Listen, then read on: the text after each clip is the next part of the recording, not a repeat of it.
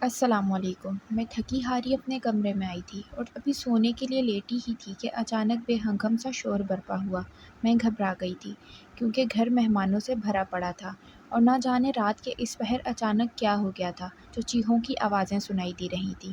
اب سے کچھ دیر پہلے ہی میں اپنی بھابھی کو رخصت کر کے گھر لائی تھی۔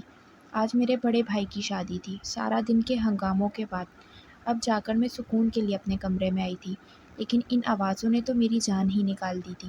میں فوراً کمرے سے نکلی اور دیکھا تو لاؤنج میں میری نئی نویلی بھابھی عجیب سے حلیے میں کھڑی چیخیں مار رہی تھی۔ نہ ہی اس کے پاس دوپٹہ تھا اور نہ ہی انہیں اپنے لباس کا ہوش تھا۔ وہ ابھی تک عروسی جوڑے میں ہی موجود تھی اور ان کا زیور گلے میں جھول رہا تھا۔ اب میری اماں انہیں چپ کروانے کی ناکام کوشش کر رہی تھی، لیکن وہ تو قابو میں ہی نہیں آ رہی تھی۔ ایسا لگتا تھا جیسے انہیں کوئی دورہ پڑ گیا ہو۔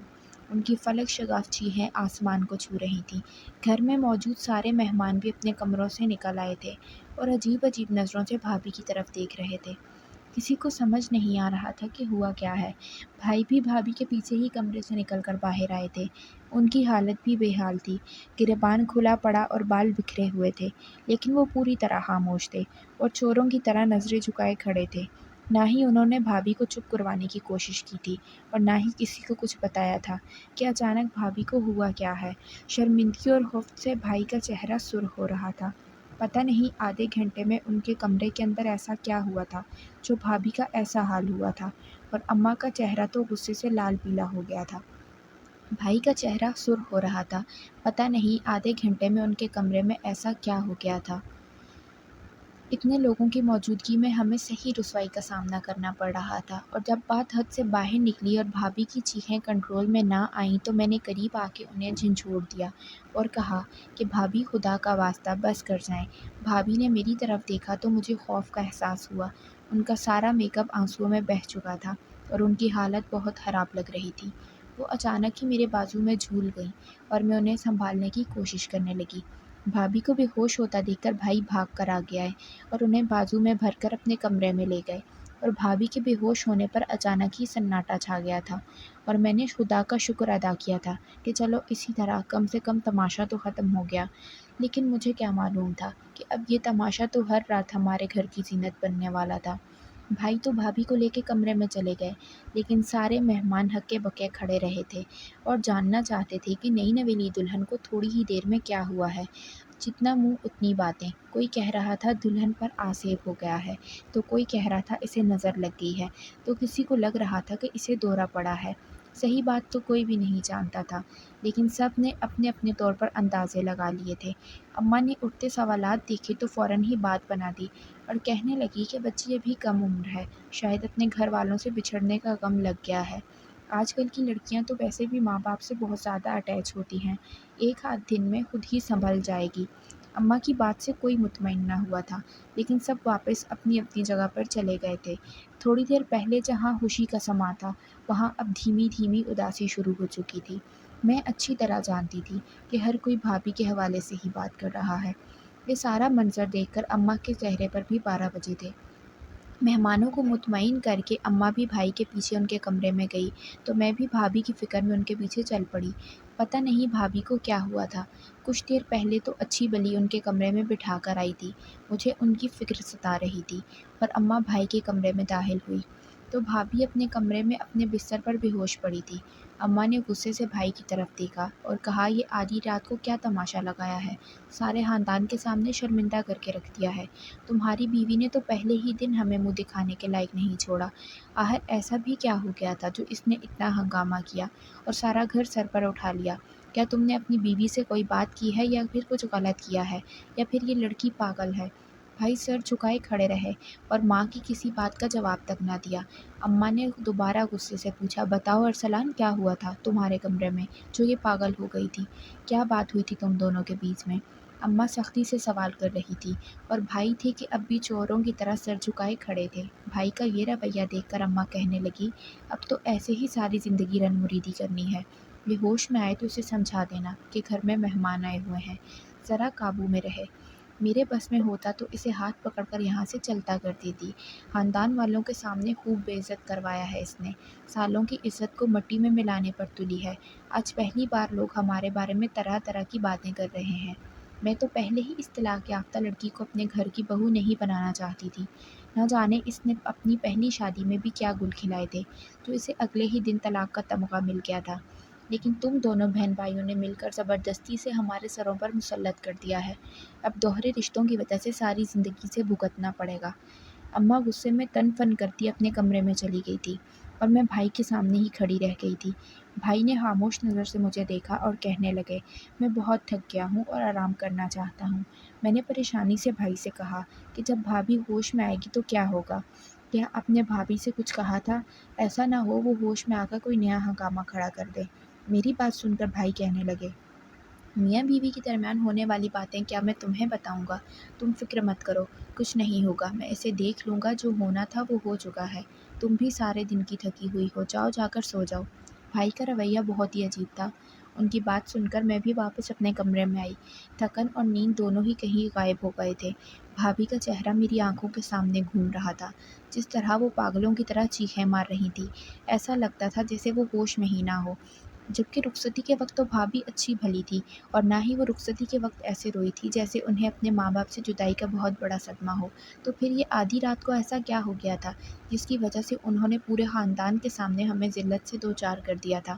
میں جانتی تھی کہ ماں کا غصہ بھی اتنی جلدی ٹھنڈا نہیں ہوگا، کیونکہ اماں تو پہلے ہی اس دوہرے رشتے کے خلاف تھی۔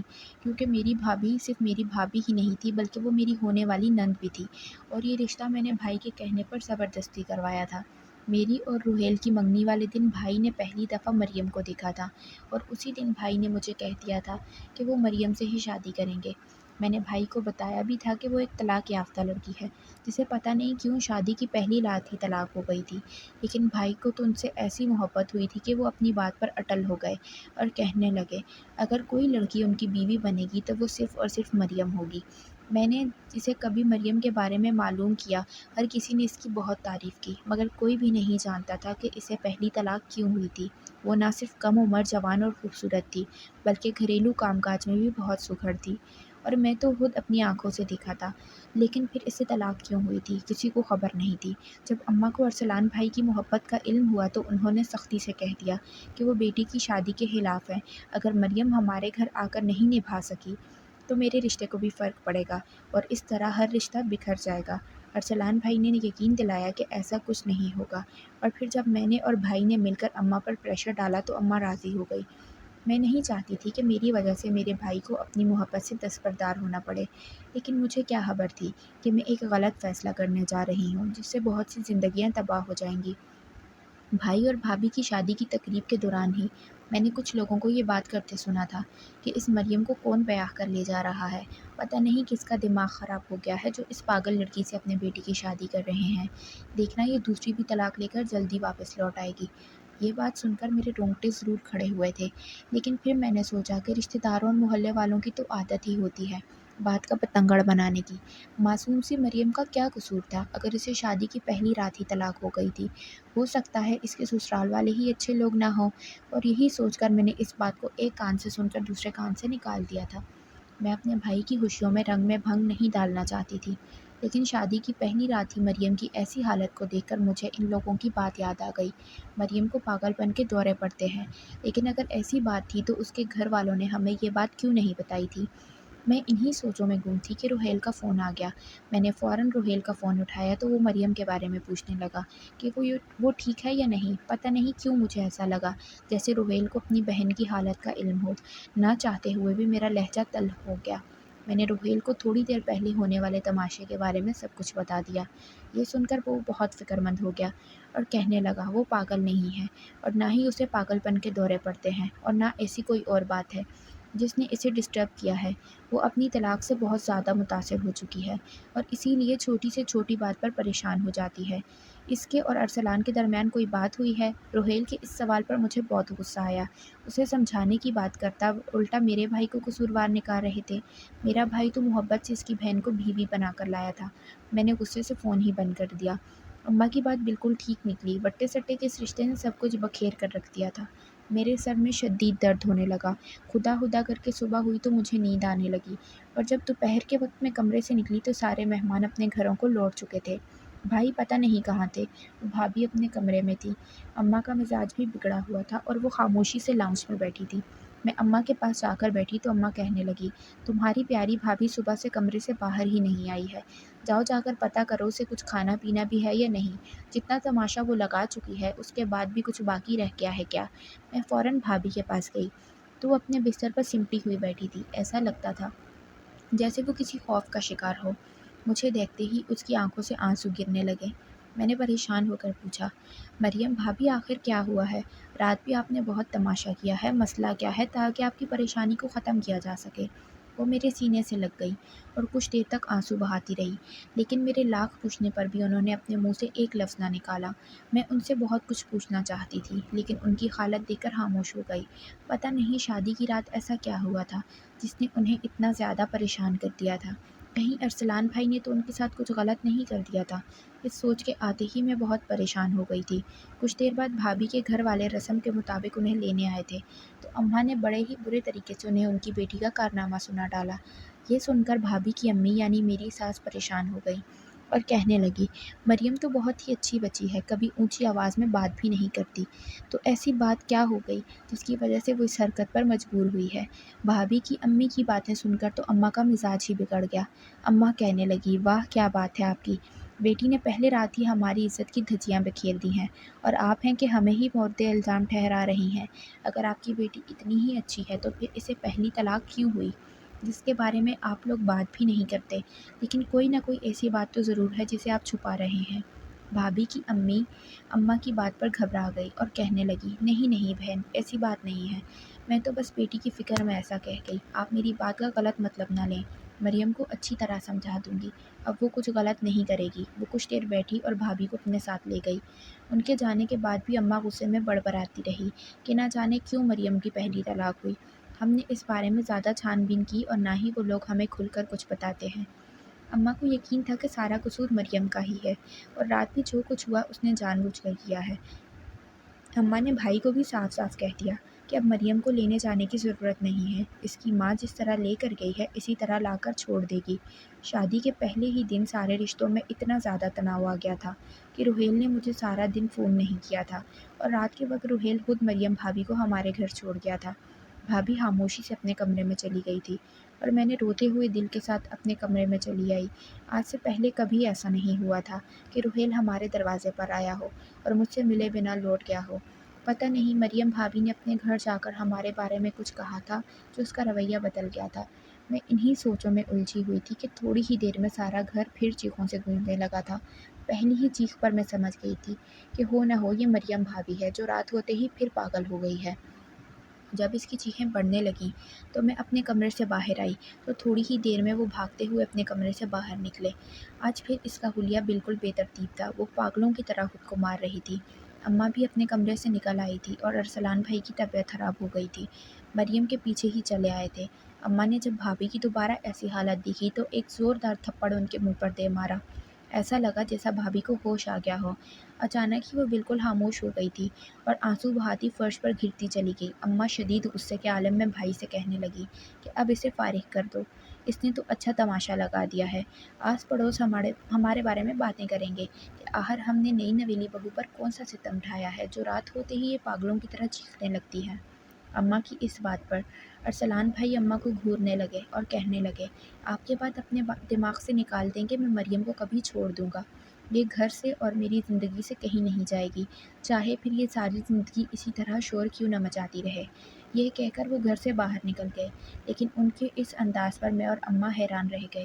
آج تک کبھی ارسلان بھائی نے اماں سے اس طرح بات نہیں کی تھی۔ میں بھابھی کو واپس ان کے کمرے میں چھوڑ آئی تھی، وہ بالکل خاموشی سے اپنے کمرے میں سکڑ سمٹ کر لیٹ گئی تھی، اور مجھے سمجھ نہیں آ رہا تھا کہ یہ سب کیا ہو رہا ہے۔ نہ ہی بھائی کچھ بتانے کو تیار تھے اور نہ ہی مریم نے اپنے منہ سے ایک لفظ نکالا تھا۔ روہیل بھی مجھ سے ناراض تھا، شاید اسی لیے مجھے فون نہیں کر رہا تھا۔ مجھے سمجھ نہیں آ رہا تھا کہ یہ مسئلہ کب اور کیسے حل ہوگا، اور اس سب تماشے کے پیچھے اصل وجہ کیا ہے۔ اماں نے تو ایک ہی رٹ لگا لی تھی کہ وہ مریم کو طلاق دلوا کر ہمارے گھر کا سکون واپس حاصل کرے گی، لیکن بھائی کسی صورت مریم کو نہیں چھوڑنا چاہتے تھے۔ اس طرح بھائی کی شادی کو ایک ہفتہ گزر گیا اور ہر رات ہمارے گھر یہی تماشا ہونے لگا۔ اماں نے بھابھی کی چیخوں پر اپنے کمرے سے نکلنا بھی چھوڑ دیا تھا۔ میں ہی جیسے تیسے بھابھی کو سنبھالا کرتی تھی اور واپس انہیں ان کے کمرے میں چھوڑ آتی تھی، اور پھر ایک دن جب سب کچھ اماں کی برداشت سے باہر ہوا तो अम्मा ने भाई को धमकी दी कि अगर उन्होंने मरियम भाभी को तलाक ना दी तो वो अपनी जान ले लेंगी। अम्मा की ये बात सुनकर भाई परेशान हो गए और अम्मा के आगे हाथ जोड़े कि वो उन्हें इस जुल्म पर मजबूर ना करे। जो कुछ भी हो रहा है इसमें मरियम की कोई गलती नहीं है। और उसके बाद भाई ने एक ऐसा सच बताया जिसे सुनकर हमारे कदमों तले से ज़मीन निकल गई। भाई ने रोते हुए बताया कि 7-8 साल पहले उन्होंने अपने दोस्तों के साथ मिलकर एक मासूम लड़की को अगवा किया था और उसे अपनी हवस का निशाना बनाया था। वो लड़की स्कूल जा रही थी और एक सुनसान सी सड़क पर भाई और उनके दोस्तों के हाथ लग गई थी। उस वक्त भाई और उनके दोस्त जवानी के नशे में चूर थे, लेकिन वक्त गुजरने के साथ साथ भाई को एहसास हो गया था कि उन्होंने गलती नहीं की बल्कि एक बहुत बड़ा गुनाह किया है और एक मासूम लड़की को ज़िंदगी भर के लिए बर्बाद कर दिया है। इस बात के एहसास के साथ भाई हर दिन बेमौत मर रहे थे और फिर उन्हें इसके बारे में इल्म हो गया कि शादी की पहली रात ही मरियम को तलाक हो गई थी। भाई अच्छी तरह जानते थे कि कहीं न कहीं इसके पीछे इनकी वो ज़्यादती है जो उन्होंने सालों पहले मरियम के साथ की थी। लेकिन उन्होंने मरियम से शादी की ज़िद पकड़ ली। मरियम शक्ल नहीं पहचानती थी, लेकिन शादी की पहली रात ही अरसलान भाई ने खुद ही अपनी हकीकत बता दी थी और भाई की हकीकत जानने के बाद माज़ी इसकी आंखों के सामने घूमा, क्योंकि मरियम को शादी की पहली रात होने वाले जुल्म के बारे में सारी बात बता दी थी। वो किसी झूठ के सहारे अपनी शादीशुदा ज़िंदगी को आगे नहीं बढ़ाना चाहती थी। उसके घर वालों ने तो इस बात को छुपाने की कोशिश की थी, मगर मरियम ने ये सब कुछ अपने शौहर को खुद बताया था, जिसे सुनने के बाद उसके शौहर ने इसे छोड़ दिया था। लेकिन हर किसी को यही लगता था कि वो नफसियाती लड़की है, इसलिए इसके शौहर ने इसे छोड़ा है, क्योंकि ज़्यादती के वाक़े के बाद कुछ अरसे तक मरियम को इस तरह के दौरे पड़ रहे थे। लेकिन फिर इसके घर वालों ने इसका इलाज करवाया था। ये जानकर अम्मा के सर पर आसमान सा गिर पड़ा था कि मरियम की हालत का ज़िम्मेदार और कोई नहीं बल्कि उनका अपना बेटा था, जिसने इतना बड़ा गुनाह किया था जिसकी कोई माफ़ी नहीं थी। भाई ने हाथ जोड़कर न सिर्फ अम्मा से और मरियम से माफ़ी मांगी, बल्कि इस बात का भी यकीन दिलाया था कि वो एक ऐसी अच्छी ज़िंदगी देंगे। मरियम को नॉर्मल होने के लिए कुछ वक्त चाहिए था, लेकिन भाई को यकीन था कि जल्द ही सब कुछ ठीक हो जाएगा। अगर वीडियो पसंद आए तो वीडियो को लाइक करें और अपने दोस्तों के साथ शेयर करें, और अगर चैनल पर नए हैं तो चैनल को सब्सक्राइब करें ताकि आने वाले वीडियो का नोटिफिकेशन आप तक बर वक्त पहुँच सके। शुक्रिया।